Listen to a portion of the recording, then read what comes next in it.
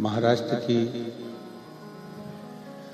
ये पवित्र पावन भूमि, छत्रपति वीर शिवाजी की ये धरा, ओगड़दानी, त्रिकालदर्शी, कैलाशी, अविनाशी भगवान शिव सभी शिव भक्तों पर कृपा करने के लिए माघ महीने में ये पवित्र शिव महापुराण की कथा साकरी में पहुंची है। शिव महापुराण की कथा कहती है जैसे बचपन में बच्चों के पांव बड़े चंचल होते हैं, बच्चों को बिठाया यहाँ जाए उठकर चले जाते हैं, बढ़ जाते हैं, आगे चले जाते हैं। बचपन में बच्चों के पांव बड़े चंचल होते हैं। जवानी में व्यक्ति का रोम रोम चंचल होता है और बुढ़ापे में व्यक्ति की जिह्वा बड़ी चंचल होती है। बचपन में पांव चंचल हुए, जवानी में रोम रोम चंचल हुआ और बुढ़ापे में जिह्वा चंचल, जीवान चंचल। तो महापुराण की कथा कहती है, भगवान शंकर का चरित्र कहता है, शिव तत्व कहता है, शंकर की कथा कहती है, केवल बचपन, जवानी, आधेड़ी और बुढ़ापा, चारों अवस्थाओं में केवल पांव, रोम और जिह्वा ही नहीं, इन चारों अवस्थाओं में एक हृदय, मन भी है जो सदा चंचल रहता है।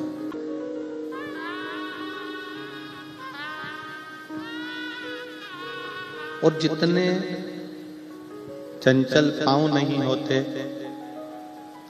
जितने चंचल रोम रोम नहीं होता, जितना चंचल ये जिह्वा नहीं होती, शिव पुराण कहती है उससे ज्यादा चंचल ये मन होता है। इसको सत्संग की ओर लेकर जाइए, ये सत्संग से हट जाता है।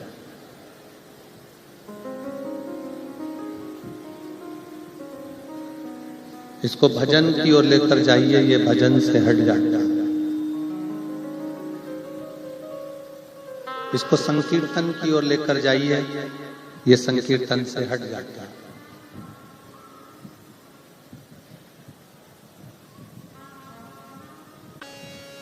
पांव को रोका जा सकता है, रोम रोम की चंचलता को रोका जा सकता है, जीवान की भी चंचलता को रोक सकते हैं,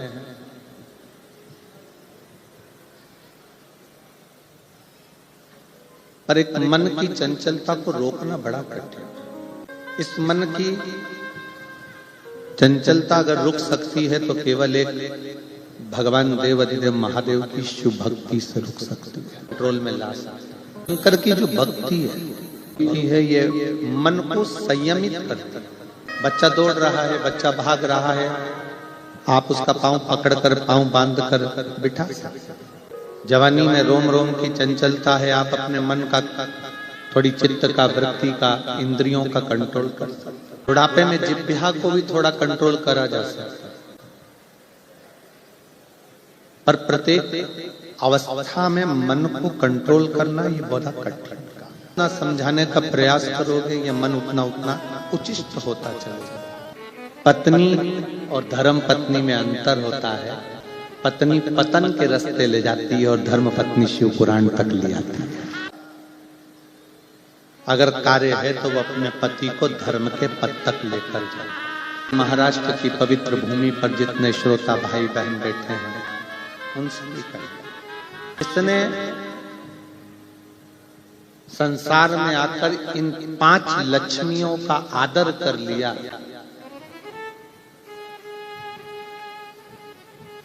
उसकी जिंदगी कभी बेकार नहीं है। कौन कौन सी 5 लक्ष्मियां हैं? पहले नंबर पर है माँ, दूसरे नंबर पर है बहन, तीसरे नंबर पर है बेटी, चौथे नंबर पर है बहू और पांचवें नंबर पर है पत्नी। इन पांच का अगर सम्मान कर लिया तो जगत में कहीं संसार सागर में जन्म लेने के बाद इन पांच लक्ष्मियों का आदर करने वाला व्यक्ति भी मुड़कर नहीं देखते। अपनी माँ का सम्मान करने वाला, अपनी माता का आदर करने वाला, अपनी माता के चरणों को प्रणाम करने वाला, अपनी माता के कहे अनुसार चलने वाला। जहाँ पर वीर शिवाजी अपनी माँ के कहने पर किले पर चढ़े रहने वालों को तो गर्व होना चाहिए कि जिस भूमि पर कौंडलिक अपनी माता पिता की सेवा करते हैं और भगवान हरि विठ्ठल उनको दर्शन देने पहुंचे की पवित्र भूमि माता का आदर करना सिखाती है। एक माता के शब्द के लिए छत्रपति वीर शिवाजी एक किले पर चढ़ जाते हैं केवल माँ के वचन को पूर्ण करने। लक्ष्मियां हैं हमारे घर की। पहले नंबर पर है घर की माँ जिसका आदर, दूसरे नंबर पर है घर की बहन, उसका आदर। उनको लगता है बहन आई है तो कुछ देना पड़ेगा।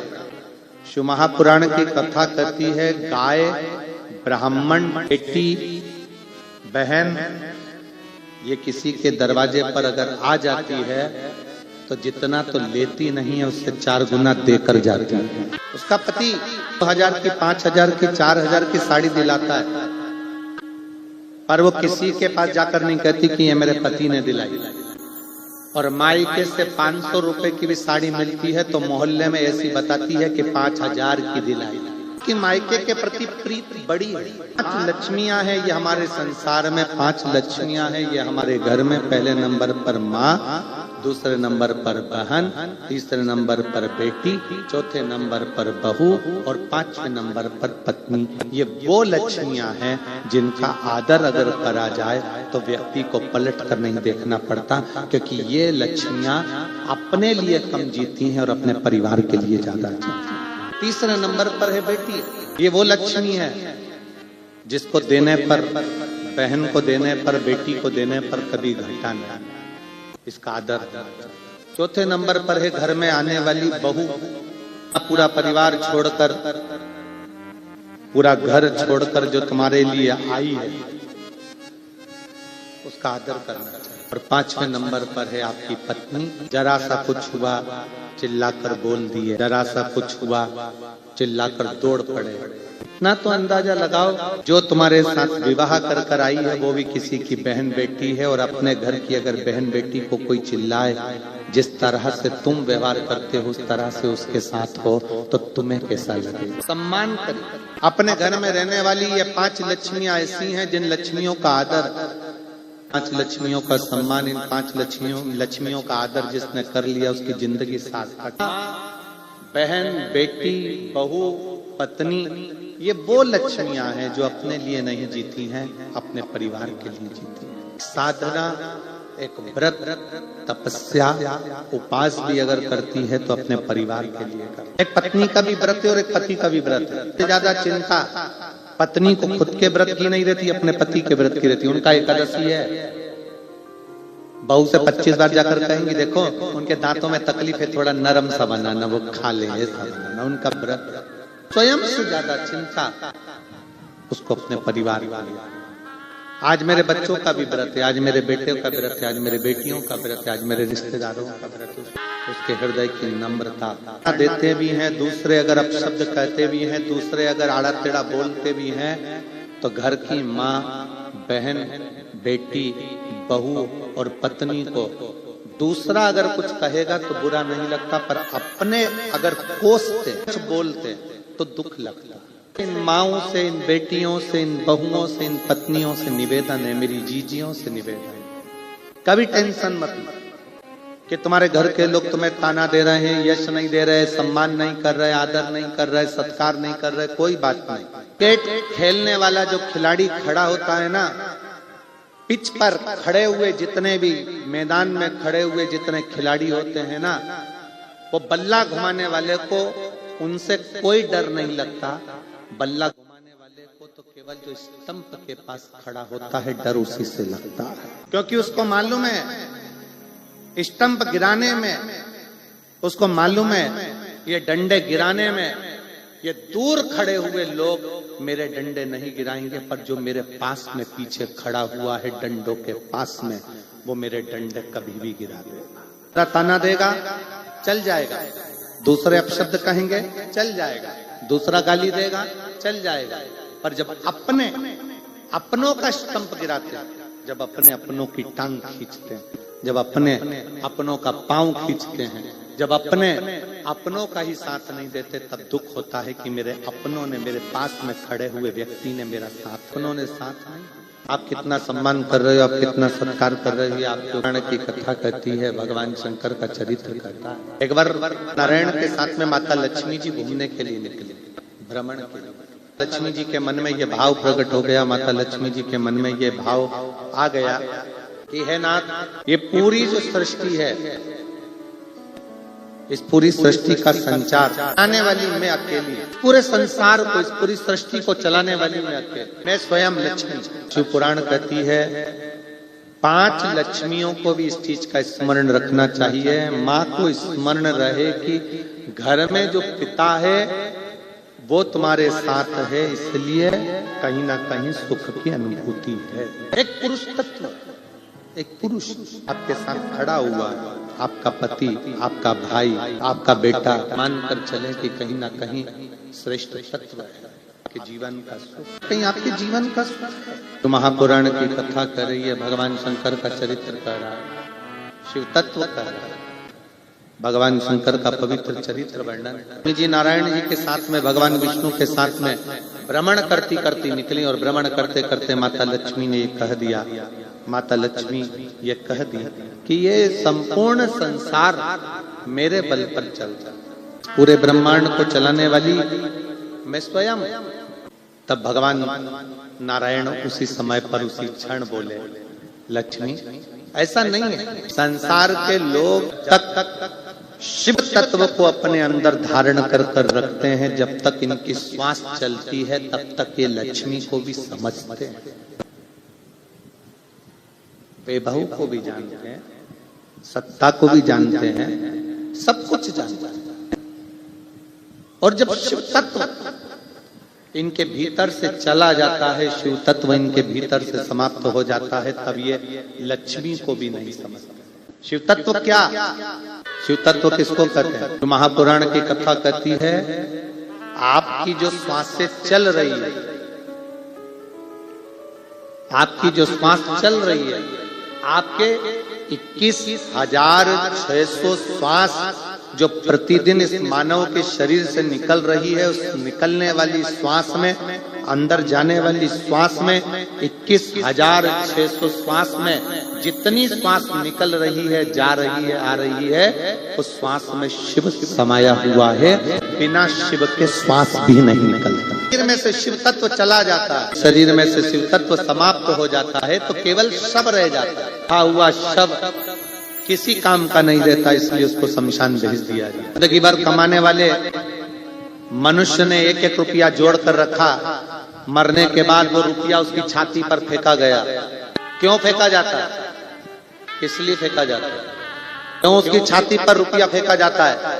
क्यों मखाने फूल फेंके जाते हैं? क्योंकि हमारे शास्त्रों के अनुसार उसकी छाती पर पैसा इसलिए फेंकते हैं कि तू जिंदगी भर जोड़ जोड़ के मर गया, जो जोड़ने वाला राम नाम, कृष्ण नाम, शिव नाम था, उसको छोड़ दिया और पैसा जोड़ जोड़ कर मर गया। तेरी छाती पर पड़ा है पर तू उठा नहीं सकता, पड़ा हुआ है वो, तेरी छाती पर पड़ा है पर तू उठा नहीं सकता, सम्मुख में पड़ा है पर तू उसका प्रयोग नहीं कर सकता, तेरे सामने पड़ा है पर उसका कोई मोल तत्व नहीं है। जो शिव था शरीर के अंदर 21,600 श्वास के रूप में, जब तक शिव तत्व था तब तक तू पैसे को भी समझा, रिश्तों को भी समझा, नातों को भी समझा, कुटुंब को भी समझा, कबीले को भी समझा, सब कुछ समझा। पर जैसे ही शिव तत्व समाप्त हुआ, जैसे ही शिव तत्व गया, जैसे ही शिव तत्व समाप्त हो गया, वैसे ही तुम्हारा शरीर किसी काम का नहीं। शिव तत्व। जब हनुमान जी पहली बार राम जी की परीक्षा लेने के लिए सम्मुख में पहुंचे, किष्किंधा का क्षेत्र है, जब हनुमान जी पहुंचे राम जी की साक्षी में, राम जी के सम्मुख में, ब्राह्मण का वेश रख रखा है, ब्राह्मण का रूप है, ब्राह्मण का वेश है, ब्राह्मण का रूप है। राम जी खड़े, हनुमान जी ने ब्राह्मण का वेश बनाकर हाथ जोड़े हैं राम जी की, ब्राह्मण का रूप रखे हनुमान जी महाराज और सामने खड़े हैं श्री राम जी महाराज। क्षत्रिय हैं और ब्राह्मण हैं के रूप में श्री हनुमान जी महाराज हाथ जोड़े। तो दुनिया के लोगों को लगा कि ब्राह्मण सामने खड़े हुए क्षत्रिय का हाथ जोड़ रहा है, पर समझने वाला समझ नहीं पाया हनुमान जी ब्राह्मण का रूप रखकर सामने खड़े हुए राघव जी के नहीं, हनुमान जी भीतर बैठे हुए राम के हाथ जोड़कर सामने खड़े राम से भीतर बैठे राम को मिला रहे हैं। जो राम जी खड़े हुए हैं, सामने जो राम है, अंदर जो राम बैठे हुए हैं, उस राम को सामने वाले राम से मिलाने का प्रयास श्री हनुमान जी महाराज कर रहे हैं। सामने वाले राम से भीतर बैठे राम को मिलाने का प्रयास श्री हनुमान जी महाराज कर रहे हैं। शिव जी के मंदिर में क्यों जाते हैं, किस लिए जाते हैं? शिव महापुराण की कथा कहती है कि हमारी श्वासों में 21,600 श्वास में शिव समाया हुआ है। इस शरीर के अंदर, चलते हुए शरीर के अंदर जितनी श्वास है, मेरा शिव उस श्वास में समाया हुआ है। जब हम शंकर भगवान को एक लोटा जल चढ़ाने के लिए शिवालय में जाते हैं, शंकर की साक्षी जब हमारे सम्मुख में होती है, उस समय पर हमारे शिव और सामने के शिव का मिलन होता है, जिसके कारण हमारा कार्य सफल हो जाता है। सामने के शिव को भीतर के शिव से मिलाया जाता है, इसको मिलनता कहा जाता है। हमारे भारतीय सभ्यता में हाथ मिलाने की परिभाषा है ही नहीं। हमारी भारतीय सभ्यता के अंतर्गत कंधे पर हाथ रखने की भी परिभाषा नहीं है। हाथ तो उससे मिलाया जाता है जिससे एक हाथ की दूरी बनाकर रखना पड़ता है, लाया जाता है, एक दूसरे के गले लगा जाता है, प्रणाम करा जाता है, नमन किया जाता है। भारतीय संस्कृति में हृदय का मिलाप होना चाहिए। शिव जी पे जो बेलपत्र चढ़ाई जाती है, उस बेलपत्र को अगर हम लाते भी हैं तो पहले अपने मस्तक से लगा ले, अपने से। शिव जी का कोई पुष्प मिल जाता है, उस पुष्प को अपने सिर से लगा ले। जी का प्रसाद हाथ में आ जाता है, प्रसाद को अपन मस्तक से लगा ले, तो लगाते हैं। किस लिए लगाते? कोई अतिथि, कोई अपने घर में बुजुर्ग आ गया, बड़ा आ गया, कोई संत आ गया, साधु आ गया, गुरुजन आ गया, तपस्वी जन आ गए, साधु जन आ गए, अपन उनसे कहते हैं साहब आपका हाथ हमारे सिर पर रख दीजिए, आपका आशीर्वाद दे दीजिए। मस्तक पर आपका हस्त रखाएगा तो हमारा जीवन सफल हो जाएगा, मेरी रेखाएं पलट जाएगी, मेरा भाग्य संवर जाएगा।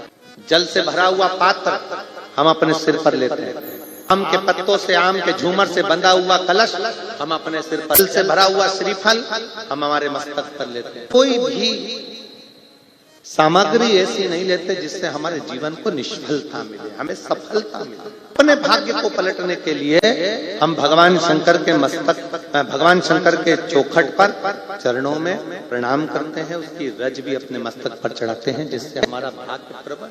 वास्तु का अगर स्मरण किया हो तो उसमें, और भविष्य पुराण के अंतर्गत एक बड़ा सुंदर भाव आता है कि टूटी वस्तु, टूटी सामग्री अपन प्रयोग में नहीं लेते। यहाँ तक कि शास्त्र कहता है कि सुबह सुबह स्नान करा, स्नान कर कर पूजन करने के लिए जा रहे हो, स्नान कर कर पाठ करने के लिए जा रहे हो, स्नान कर कर दर्शन करने के लिए जा रहे हो, स्नान कर कर भगवान का भजन करने के लिए जा रहे हो, स्नान कर कर तैयार होकर किसी अच्छे कार्य के लिए जा रहे हो। यहाँ तक कहा जाता है कि आपको क्या बोलते हो, यहाँ महाराष्ट्र में, हमारे यहाँ तो ये बाल को जो ऊंचते हैं उसको कंगा कहते हैं। शिव तत्व तो यहाँ तक कहता है कि टूटा कंगा जीवन को कर देता है नंगा।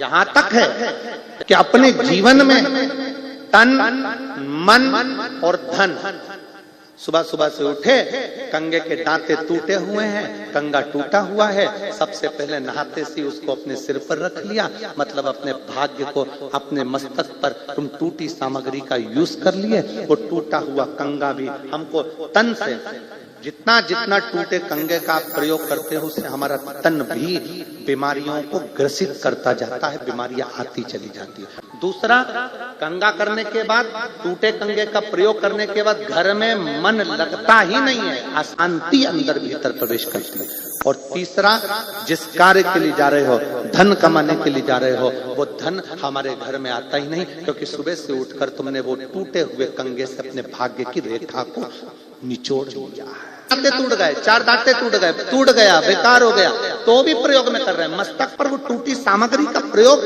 अपने शीश पर किया जाए। केवल टूटी हुई सामग्री का प्रयोग 2 चीजों में मान्य है। कौन कौन सी? अगर एक तुलसी का पत्ता, एक तुलसी का पत्ता अगर प्रसाद के रूप में कहीं से मिला है, उस पत्ते के छोटे छोटे टुकड़े कर कर भी आप अपने घर के लोगों को दोगे तो वो तुलसी का पूर्ण पत्र माना जाता है। उसी तरह शंकर पर चढ़ी हुई बेलपत्र लाए और एक ही बेलपत्र मंदिर में मिली और घर में 10-12 लोग हैं, तो उसके भी टुकड़े कर करके थोड़ा थोड़ा अगर घर के लोगों को दोगे तो पूर्ण बेलपत्र माना जाता है। एक तुलसी का पत्ता शंकर भगवान पर, ठाकुर जी पर चढ़ा हुआ, लड्डू गोपाल पे चढ़ा हुआ, कृष्ण जी पे चढ़ा हुआ, राम जी पे चढ़ा हुआ लेकर आए, आपको मिला प्रसाद के रूप में तुलसी का पत्ता। आपने वो पत्ता एक है, रहने वाले घर में 14-15 लोग हैं, तुलसी के पत्ते के छोटे छोटे टुकड़े कर कर, छोटे छोटे टुकड़े कर कर घर के लोगों को प्रसाद के रूप में दिया। उन्होंने पाया, उन्हें ठाकुर जी का दर्शन मिला। एक बेलपत्र मंदिर में चढ़ी हुई मिली। घर में तो 10-12 लोग हैं, बीमारी सबको है, तकलीफ सबको है, पर मंदिर में इतनी बेलपत्र मिलती नहीं है। एक बेलपत्र मिली, हमने उसी बेलपत्र के छोटे छोटे टुकड़े कर कर, घर के 15 लोग हैं, 15 लोगों को जरा जरा सा दे दिया, अर्थात वो पूर्ण बेलपत्र का फल प्रदान करता है। ऐसे भी बैठे हैं कथा में, ऐसा नहीं है कि कथा में नहीं बैठे। कई लोग ऐसे बैठे हैं, मेरी काकी की तबीयत खराब है, मेरे भाऊ की तबीयत खराब है, तो उसके लिए एक पत्ता लेकर जाऊंगी। मेरे चाचा जी की तबीयत खराब है, एक पत्ता उसके लिए लेकर जाऊंगी। मेरी माता जी की तबीयत खराब है, एक पत्ता उसके लिए लेकर जाऊंगी। शिव महापुराण की कथा कहती है, अगर शंकर जी पे चढ़ा हुआ एक पत्र भी मिल रहा है, उस पत्र का वह छोटा सा टुकड़ा भी अगर हमको ग्रहण करने को मिल रहा है, समझ लेना कि शिव पूर्ण है। हमने पहले भी कहा, आपके घर में शंकर का शिवलिंग खंडित हो गया, टूट गया, 4 टुकड़े हो गए, 10 टुकड़े हो गए, 50 टुकड़े हो गए, शंकर के शिवलिंग के 1000 टुकड़े हो गए, तो भी वो शिवलिंग खंडित नहीं माना होगा। वो अखंड है, अखंड रहेगा।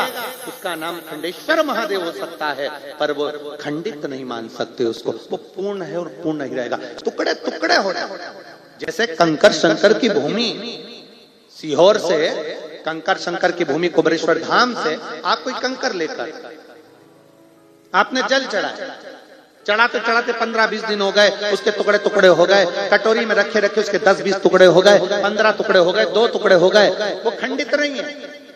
कुबेरेश्वर धाम से कंकर शंकर उठाकर लेकर आ गए, पूजन कर कर लेकर आए, टुकड़े हो गए। क्यों टुकड़े हुए? हो सकता है मेरा बाबा तुमको दुगना कुछ फल प्रदान करने वाला होगा। विचार करते हैं कई लोग, उसको बुरा तत्व, हमारे पास में टूटा हुआ रुद्राक्ष आ गया, हमने सोचा कि टूटा हुआ आ गया, हमारे भाग्य बेकार होंगे। हमारे पास टूटी हुई बेलपत्र आ गई, हमने सोचा कि भाग्य बेकार होगा। हमारे पास टूटी सामग्री आ गई, हमने सोचा भाग्य बेकार होगा।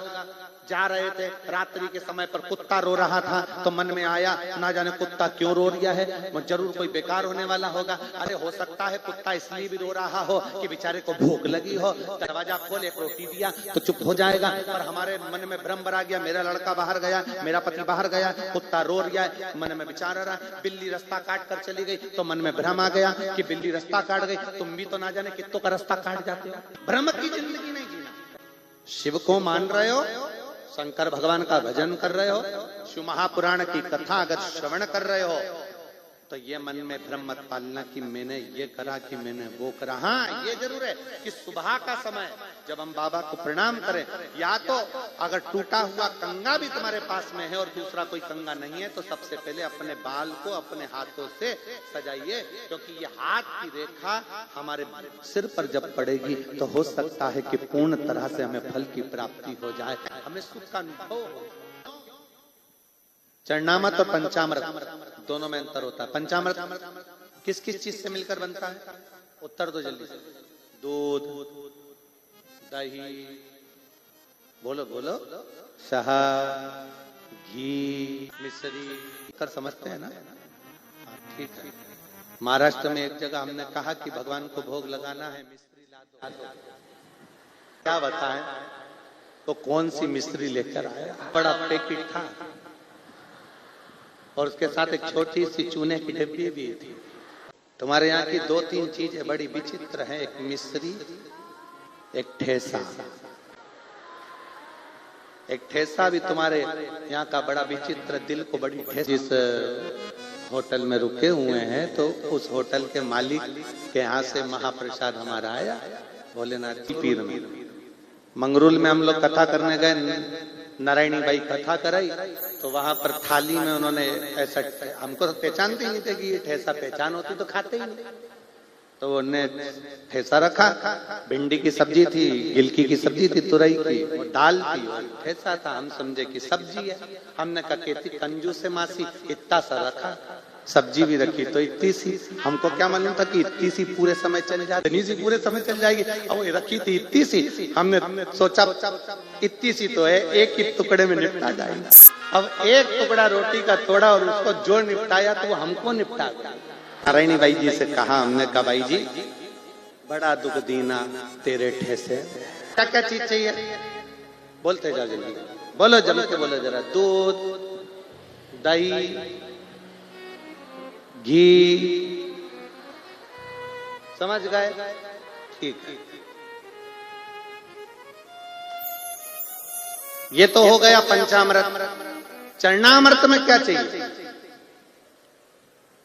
ये तो पंचामृत हुआ, चरणामृत में क्या चाहिए? तो शिव महापुराण की कथा कहती है चरणामृत में केवल दिल का, भाव का जल चाहिए, जो भगवान को चढ़े और हम उसको पान करें और हमारे जीवन को सार्थक करें। और पंचामृत में अंतर भी है। पंचामृत जब लिया जाता है, पंचामृत को जब पिया जाता है, तो पंचामृत पीने के बाद हाथ को सिर पर नहीं चढ़ाते, पंचामृत पीने के बाद हाथ को दिल से लगाते हैं, और चरणामृत पीने के बाद हाथ को सिर पर चढ़ाते हैं, क्योंकि भगवान के चरणों का जल है, हमारी भाग्य की रेखा को पलटा देगा। इसलिए चरणामृत सिर पर चढ़ाया, पीने के बाद हाथ को सिर पर रखा। दूध, दही, शहद, शक्कर का पंचामृत लेने के बाद हाथ सिर पर नहीं रखा, हाथ को हृदय से लगाया। क्यों? क्योंकि पंचामृत भगवान के स्नान का भाव प्रकट करता है, चरणामृत भगवान के चरण के रज का भाव प्रकट करता है। पंचामृत स्नान का, भगवान का पंचामृत लेना मतलब उसके हाथ को अपने हृदय से लगाना, मतलब भगवान आपकी झांकी का दर्शन, आपके स्नान का दर्शन मेरे दिल में हमेशा समाहित रहे, हमेशा रखा रहे। और चरणामृत पीने के बाद हाथ को सिर पर लिया जाता है। हे बाबा, आपका चरण का जल मेरे मस्तक पर सदा चढ़ा। भगवान शिव की कथा कर रहे हैं।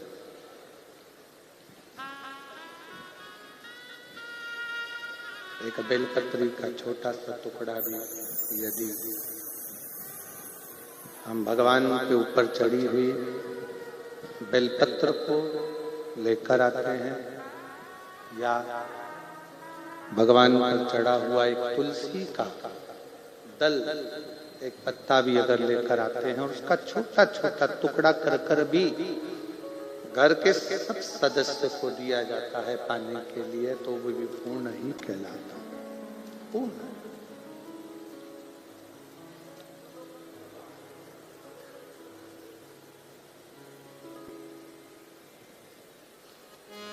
शिव स्वयं पूर्ण ब्रह्म है।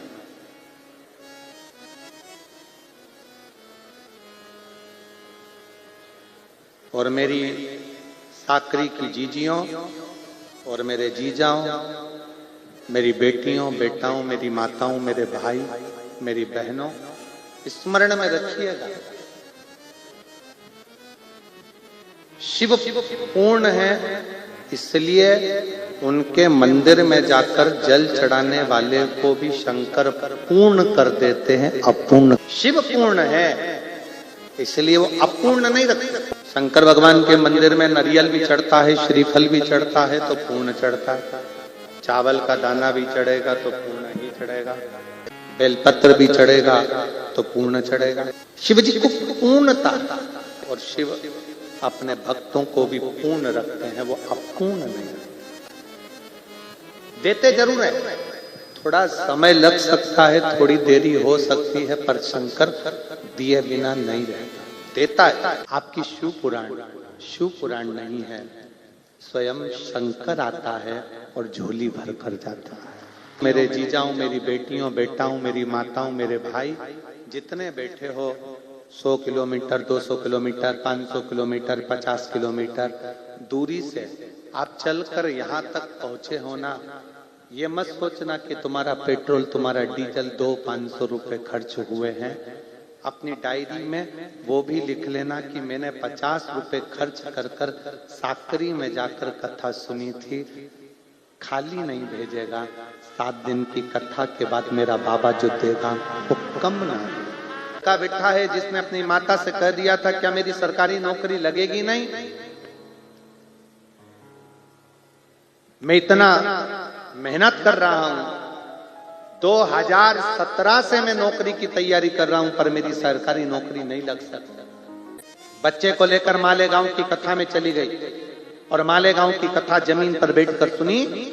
आप श्री शिवाय नमस्तुभ्यम का जाप कराते और श्री शिवाय नमस्तुभ्यम को जब जाप कराते तो उसी जाप को हम भी करते और बाबा से अपने दिल की बात करते। गुरुदेव, मेरे बाप बेटे ने तो हिम्मत हार दी थी, पर मैंने अपने बेटे से कहा एक बार फिर ट्रायल कर और अब की बार शहद और बेलपत्री का प्रयोग कर। आज बाबा को धन्यवाद देने के लिए आई हूं। 2024 अगस्त के महीने में मेरे बेटे का पुणे पुलिस में हो गया है। मैं बाबा को धन्यवाद देती हूं, जिसका फोटो भी मैं लगा रही, जिसका मैं फोटो भी लगा रही, पुणे पुलिस में हो गया। ये शिव है। आपका चढ़ाया गया एक लोटा जल खाली नहीं रह सकता, खाली नहीं रहेगा। आप अगर शिव महापुराण की कथा तक पहुंचे हो, भगवान शंकर के कथा तक आप आए हो, खाली नहीं जा सकता, भर कर भेजेगा। मेरी जीजियों, मेरे जीजाओं, मेरी बेटियों, बेटाओं, मेरी माताओं, आप आए हो ना बड़ी आस लेकर, बड़ा विश्वास।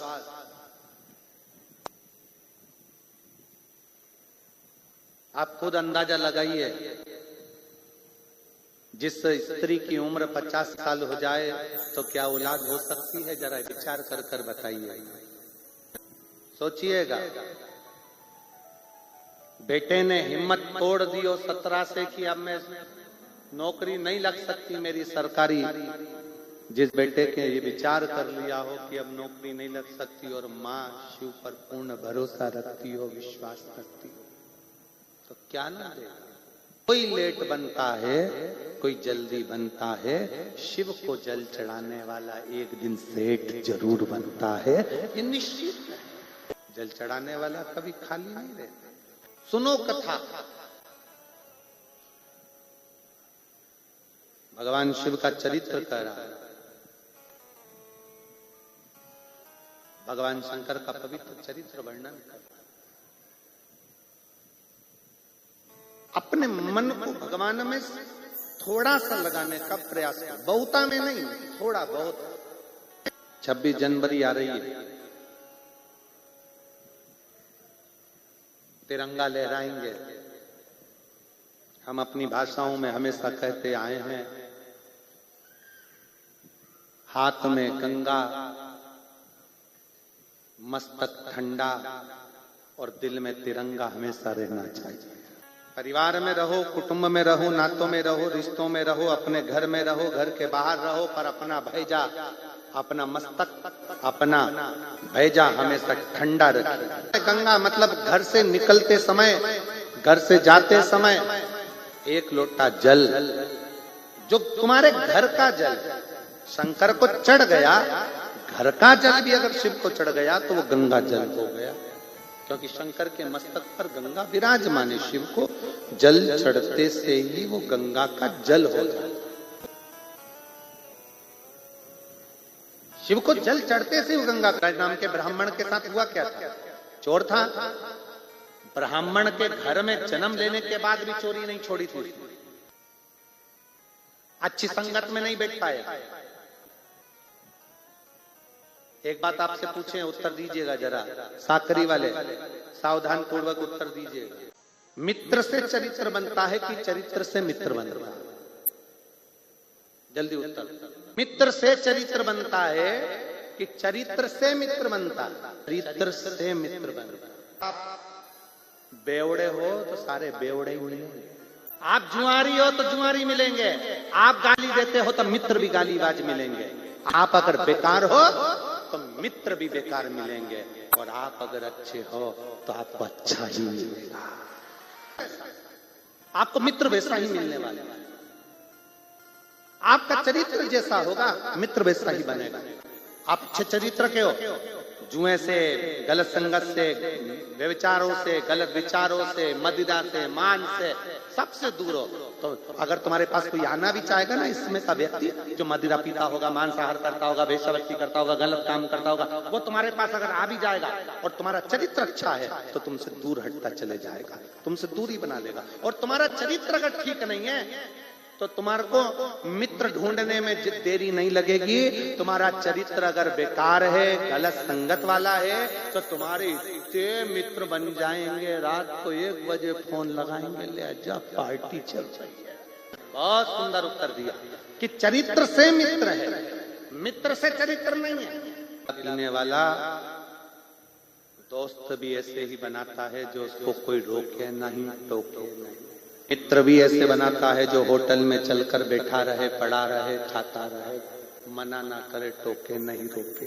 को पूरी लंका में अगर कोई बुरा लगता था, रावण को पूरी लंका में अगर कोई बुरा लगता था तो केवल 2 बुरे लगते थे। एक रावण की धर्म पत्नी मंदोदरी और दूसरे नंबर पर विभीषण, रावण का भाई। का चरित्र अगर बेकार है तो आपको पूरी दुनिया अच्छी लगेगी पर घर के लोग बुरे लगेंगे, क्योंकि वो तुमको बार बार टोकेंगे। कहाँ जा रहे हो, क्यों जा रहे हो, क्यों दोस्त क्या जा रहे हो, रात को क्या काम है, क्या करोगे, नशे में धुत हो जाओगे, नाली में पड़े रहोगे। जो तुम्हें टोक रहा है वो सबसे ज्यादा बुरा लगेगा। रावण की पत्नी रावण को टोकती थी, सुनो जी सीता जी को वापस लौटा दो, सुनो जी वो भी किसी की अर्धांगिनी है, सुनो जी गलत मत करो। टोकती थी, बुरी लगती। विभीषण टोकता था, बुरा लगता था। टोकेगी तो माँ बुरी लगेगी, बाप टोकेगा तो बाप बुरा लगेगा, भाई टोकेगा तो भाई बुरा लगेगा, रिश्तेदार टोकेंगे तो रिश्तेदार बुरे लगेंगे। जो तुम्हें टोके ना वो अच्छे लगते, जो तुम्हारे साथ बैठे गलत काम करें वो तुम्हें अच्छे लगते हैं। पर एक दिन याद रखना, व्हाट्सएप पर पूरे मित्रों की सूची निकाल लो, यूट्यूब पर, फेसबुक पर, इंस्टाग्राम पर कितने भी तुम्हारे चाहने वाले इकट्ठे कर लो, पर याद रखना बीमार जब पड़ोगे तो ये जितने तुम्हारे मोबाइल में जुड़े हैं ये एक भी हॉस्पिटल में रात नहीं रुकेगा, रुकेंगे तो वो टोकने वाले। लीवर खराब हो गया, किडनी खराब हो गई, थायराइड हो गया, शरीर में रोग आ गया, रिश्तेदार 1 दिन 2 दिन साथ देंगे, फोन लगाना बंद कर देंगे, रिश्तेदार पूछना बंद कर देंगे। तुम्हारे मित्र जो नशे में धुत रहते थे, जो तुम्हारे अपने थे, जिनके बिना तुम दिन रात नहीं रह पाते थे, वो कोई साथ नहीं देगा, क्योंकि वो तो नशे में धुत पड़े होंगे। पर जिस पत्नी ने तुमको टोका है, जिस माँ ने तुमको टोका है, जिस बाप ने तुमको टोका है, जिस भाई ने तुमको टोका है, वो तुम्हारे साथ रात रात दिन दिन खड़ा रहेगा। चिंता मत कर, तेरे को ठीक करा लेंगे, चिंता मत कर, पैसा कितना भी लग जाए तुझे अच्छा करा लेंगे, चिंता मत कर, तुझे साथ देंगे, चिंता मत कर, पैसे की चिंता मत कर। जो पत्नी टोकती थी, पत्नी के मायके वाले कहते कि जमाई इतना पीता था इसलिए लीवर खराब हो गया, किडनी खराब हो गई, मर रहे थे। नहीं, पत्नी के मायके वाले भी कहते हैं बेटी चिंता मत करना, हम बैठे हैं तो चिंता मत करना, जमाई का इलाज करवाएंगे, ठीक करवाएंगे। अरे भगवान को धन्यवाद दो कि तुम्हें कोई टोकने वाला मिला है जिनके टोकने वाले नहीं होते उनकी जिंदगी नरक जैसी है। साधु बात तो कि घर में बुजुर्ग बैठे हैं जो तुम्हें टोक रहा है, माता पिता तुम्हें टोक रही है, साधु बात दीजिए।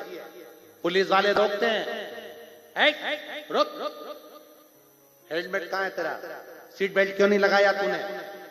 आपको बुरा लगता है, हमको बुरा लगता है कि हमारी गाड़ी हम सीट बेल्ट लगाएं चाहे ना लगाएं, हमारी गाड़ी हम हेलमेट लगाएं चाहे ना लगाएं, पुलिस वाला टोकता है। इसमें पुलिस वाले का कोई फायदा नहीं है, फायदा तुम्हारा है।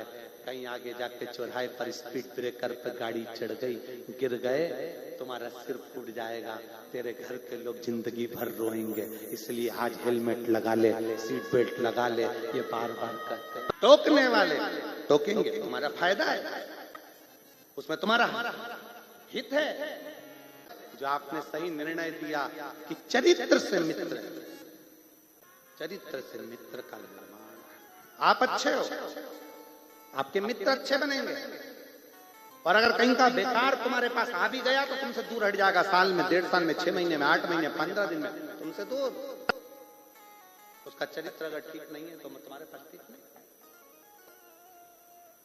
और फिर निवेदन करूंगा, आप मेरी जीजियां, मेरे जीजा, मेरी बेटियां, मेरे बेटे, मेरी माताएं, मेरे भाई, शंकर के मंदिर में जाकर अगर 1 लोटा जल चढ़ा रहे हो तो ये मान लेना कि तुमने शंकर जैसा मित्र पा लिया, क्योंकि तुम्हारा चरित्र तुम्हारे दुख को हरता जरूर है, क्योंकि वो कालों का काल महाकाल है। आप उससे कहो, आप उससे प्रार्थना करो, आप उससे निवेदन करो, आप उसकी चाकरी करो, क्यों ना। देवराज ने क्या लिया, देवराज नाम के ब्राह्मण, ब्राह्मण कुल में जन्म लेने के बाद भी, ब्राह्मण कुल में पैदा होने के बाद भी देवराज के पास में चोरी का धन लेकर शंकर के मंदिर में चले गया। क्या था, शंकर के मंदिर की रच उसके शरीर को चिपक गई। जब यहाँ से जाया करो ना तो भूमि को प्रणाम कर कर, उसकी मिट्टी को मस्तक चढ़ाकर प्रणाम कर कर जाया करो। बाबा इतने सारे शिव भक्त आते हैं, सब एक साथ में श्री शिवाय नमस्तुभ्यम कहते हैं। इनके चरण की रज जब मेरे मस्तक चढ़ेगी तो मेरा उल्टा भाग्य भी सुलट जाएगा, सीधा हो जाएगा, मेरी किस्मत पलट जाएगी। ये तेरी कृपा। साकरी की अगर ये समिति कथा करा रही है, साकरी में इतनी व्यवस्थाओं के साथ कथा हो रही है, आप साकरी वालों को गर्व होना चाहिए कि हमारे साकरी में इतना विशाल शिव महापुराण की कथा हो रही है। भंडारा चल रहा है, बन सके अपना सपोर्ट होना चाहिए कि भाई मैं भी तो किसी को अन्न का भाग खिला सकती हूँ, मैं भी तो किसी को कुछ दे सकती हूँ, किसी का मुख झूठा करा सकती हूँ। हमारे साकरी का आयोजन है, हमको मिलकर करना, किसी से द्वेष नहीं, किसी से बैर नहीं, किसी से नफरत नहीं। कोई नहीं भी आना चाहे तो भी उसको दिल रखकर आना चाहिए कि ये किसी एक व्यक्ति का कार्यक्रम नहीं, मेरे बाप का कार्यक्रम, मेरे शिव का कार्यक्रम, मेरे शंकर का है, मेरे ओघड़दानी का, मेरे शंभू का, मेरे त्रिकालदर्शी का है। कथा कौन करवा रहा है, कौन लेकर आया, कौन कराएगा, क्या करेगा, ये मत सोचो कि कथा कोई लेकर आया है। कथा कभी किसी की सामर्थ्यता नहीं कि कोई लेकर आ जाए। लाने वाला भी शंकर है, सुनाने वाला भी शंकर है, और कराने वाला भी शंकर। किसी की सामर्थ्यता नहीं कि कोई कथा लेकर आ जाए। कथा लाने वाला शिव है, उसको कराना। अभी अभी ये कथा गुजरात से चालू हुई। हम अभी आज ही बैठे बैठे विचार कर रहे थे कि अभी बाबा की कथा चालू हुई है, कितने प्रदेशों में चलेगी ये यात्रा जो चालू हुई। गुजरात में सूरत में, महाराष्ट्र में साकरी में, इसके बाद कोकपुर कांकरेर छत्तीसगढ़ में, छत्तीसगढ़ पूरी होगी प्रयागराज उत्तर प्रदेश में, प्रयागराज उत्तर प्रदेश पूरी होगी फिर हरियाणा सिरसा में, हरियाणा पूरी होगी मध्य प्रदेश सीहोर कुबेरेश्वर धाम कर, कुबेरेश्वर धाम मध्य प्रदेश की पूरी होगी पंजाब में। यात्रा गुजरात से चालू हुई, 7 प्रदेश, इसमें एक भी प्रदेश डबल से रिपीट नहीं हो रहा, 7 प्रदेश अलग अलग कवर करती हुई ये शंकर की यात्रा जा रही है। कोई गर्व होना चाहिए हमारे साकरी में, भोले बाबा आए हैं, शंकर आए, कथा लाने वाला कोई दूसरा नहीं, शिव है। और जो लेकर आए हो उनको कहना चाहिए, भैया आप कथा लेकर आए हो, धन्यवाद। चावल भेजूं, शक्कर भेजूं, तेल भेजूं, सब्जी भेजूं, नमक भेजूं, मिर्ची भेजूं, मेरे घर में मेरे बाबा ने भंडार भरा है, बता भंडारे के लिए मैं तुझे क्या भेजूं, क्या खिलाओगे? शिव भक्तों का आदर कर, सत्कार कर, मुख झूठा कर। भगवान ने पानी दिया है तो पानी पिलाओ, चाय जितना बनाया है तो चाय पिलाओ, टॉफी जितना रखा है तो टॉफी खिलाओ, बिस्कुट जितना रखा है तो बिस्कुट खिलाओ, पर आए हुए शिव भक्तों का मुंह झूठा जरूर कराओ, जिससे तुम्हारे घर में इतना भंडार भरे बाबा कि वो खाली ना हो पाए। देवराज ब्राह्मण चोरी का धन लेकर शिव मंदिर में चला गया, चोरी का धन लेकर गया था, चित्त नहीं लगा, कथा हो रही थी, मन नहीं लगा, भले मन नहीं लगा, पर कथा में बैठा तो था। कई लोग ऐसे हैं जिनका मन नहीं लगता कथा में, पर शरीर तो कथा तक पहुंच गया। आइटम का ऊपर का कवर फट जाए पर गिफ्ट एड्रेस तक तो पहुंच जाए। अगर ये गिफ्ट एड्रेस तक पहुंच गया तो भी स्वीकार है। उसी तरह ये शरीर चाहे कैसे भी जाए पर शिव पुराण तक पहुंच तो जाए, स्वीकार मेरा विश्वनाथ। देवराज को मेरे भोले बाबा ने, मेरे शंकर ने, मेरे त्रिकालदर्शी कैलाशी ने कोशिश करे थे, गुरु जी जैसा आपको पहाड़ के चरणों में कथा करने का एक बोलते हो ना कि कैलाश के चरणों में बैठकर कथा कर रहे हैं, ऐसे ही साकरी की भूमि, इधर पर्वत है, इधर सरोवर और बीच में शिव महापुराण की कथा का आनंद, यही भक्ति है। अटक रही हो ना मेरे शंकर, उन सबकी गाड़ी ऐसी 6 लेन में दौड़ा दे, ऐसी 6 लेन, जिसकी अटक रही है, जिसकी नौकरी ना लगे उसकी नौकरी, जिसका रोग हो गया, बीमारी हो गई, इसकी बीमारियों को समाप्त कर उसकी। देवराज को भगवान शंकर ने धाम दिया। बिंदुक नाम का ब्राह्मण जिसकी पत्नी का नाम चंचुला था, शिव तत्व में डूबकर पति के जाने के बाद शिव महापुराण की कथा तुमरुका जी के मुख से कराकर कथा का रसतत्व ग्रहण करा, और वो कथा का रसतत्व तुमरुका जी कहते हैं, और शंकर पार्वती ईश्वर जी गोरा जी बनकर आ रहे हैं। जोरदार ताली बजाएं, ईश्वर जी गोरा जी बनकर शिव पार्वती पधार रहे हैं। जोरदार ताली बजाकर उनका स्वागत